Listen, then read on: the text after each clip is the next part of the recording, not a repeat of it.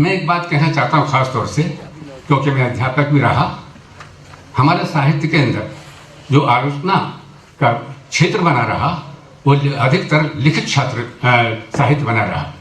वाचिक परंपरा की बड़ी उपेक्षा की गई। जो मंच की कविता है उसको ज़्यादा सराहा नहीं गया, उसकी उपेक्षा की गई और ये कहा गया कि शायद ये दूसरे दर्जे की कविता है।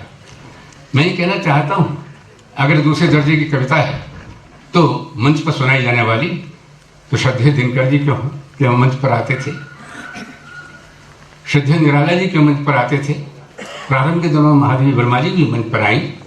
तो इस तरह से ये जो मंच की कविता है उसको तिरस्कार नहीं उसका होना चाहिए, बल्कि अगर वो कविता है वास्तव में मंच पर भी माना तो बहुत सी कविताएं ऐसी हो सकती हैं जो पसंद आए लोगों के, साहित्यिक दृष्टि से इतनी ऊंची ना हो। ऐसे बहुत सी लिखित परंपरा के अंदर लिखित पुस्तकें भी ऐसी मिल सकती हैं जिनके अंदर वो इतनी साहित्यिक मान्यताएं, साहित्यिक मानक जो उनका पूरा न करती हैं। तो इसलिए वे कविताएं जो कि मंच पर सुनाई जाती हैं उनको भी महत्व मिलना चाहिए। ये वाचिक परंपरा तो आज की तो है, हम सभी जानते हैं। हमारी श्रुतियाँ जो हैं वो जो है सुन करके ही जो कविता सुनाई जाती है तो दूसरे सुनने वाले भी होते हैं। श्रुतियाँ इसका प्रतीक हैं। उसके साथ साथ बहुत प्रारंभ से लेकर आज तक देखा जाए तो हमारे मंच इस प्रकार के भले चाहे ना हो, लेकिन एक ज़माने के अंदर मंच और तरह के होते थे जहाँ पर राज दरबार के अंदर कभी लोग कविताएं सुनाते होंगे। एक वो कविताएं जो भक्ति काल के अंदर जो है चबूतरे पर बैठ करके सुर अपने एक तारे पर जब सुनाते रहे होंगे कि मैया कभी बढ़ेगी चोटी, कितनी बार मैं दूध पीवत भई, ये अजूह छोटी। यह कहा होगा कि अन्य प्रकार की सूर सागर की रचना उन्होंने क्यों अपनी रचनाएं सुनाई होंगी, वो दिन याद कीजिए। तो वो मंच चबूतरे थे, चबूतरे जो है वही मंच थे, वहाँ पर वाचिक परंपरा थी और लोग सुनते थे।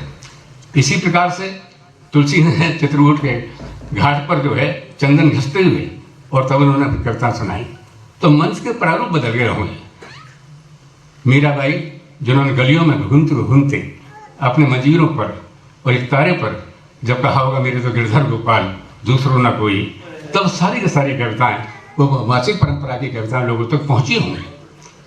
आप सभी साहित्यकार हैं, रचनाकार हैं। एक बात कहना चाहता हूँ, जब हम कविता जो रचनाधर्मता के साथ में रचनाशीलता है उसके साथ जब हम कोई रचना हमारे अंदर आती है तो बाद में लिखते हैं हम, पहले वो वाचिक परंपरा हम हमारे होठों पर आती है। क्रोच ने कहा था कविता के इंट्यूशन है, वो जो है अभिव्यंजना है, और बाद में उसको अभिव्यक्ति कहा गया मैथ्यू है। तो वो अभिव्यक्ति तो बाद में है, पहले तो हमारे भीतर जो गूंजती रहती है वही कविता हुआ करती है। तो जब कविता भीतर गूंजी वही होठों पर आई, होठों पर आने के बाद फिर हमारे कलम से कागज पर लिखी गई। तो इसलिए पहले तो हर कविता वाचिक परंपरा में आती है, लिखित परंपरा में आती है। तो उस परंपरा के लिए किस प्रकार से उपेक्षित किया जा सकता है, तो यहाँ पर इस मंच पर, इस आसन पर बैठ करके, इस जगह पर आकर के जिस प्रकार से हम लोगों को ये सम्मान मिला, कवि प्रदीप सम्मान, जो वाचिक परंपरा के साथ साथ लिखित परंपरा के भी कवि रहे, तो ऐसे प्रदीप जी का सम्मान प्राप्त करके मैं अपने आप को बहुत गौरवान्वित महसूस करता हूँ। और इस मंच पर जहाँ संस्कृति मंत्रालय ने जिस प्रकार से हमें चुना, उनको और उन सबको जो जूरीज में रहे होंगे जिन्होंने हमारा चुनाव किया, मैं उन सभी को बहुत बहुत प्रणाम करता हूँ।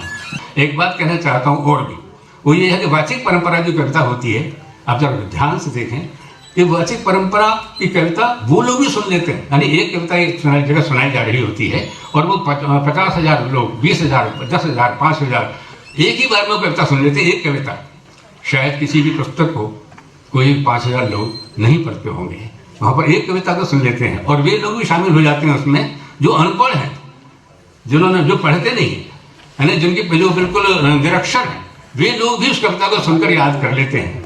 तो आप बताइए कौन सी कविता का विस्तार अधिक है, कौन सी कविता अधिक सामाजिक है। वो कविता जो वाचिक परंपरा की कविता है वो अधिक सामाजिक है, वो लोगों तक पहुँचती है, होठों से होठों तक पहुँचती है और याद रहती है। तो ऐसी कविता, इस वाचिक परंपरा की कविता को हम मन के अंदर लिखते भी रहें और बाहर भी आप लोगों तक पहुँचाते रहें। इस कामना के साथ माँ वाणी को नमन करते हुए, प्रणाम करते हुए, नमस्कार।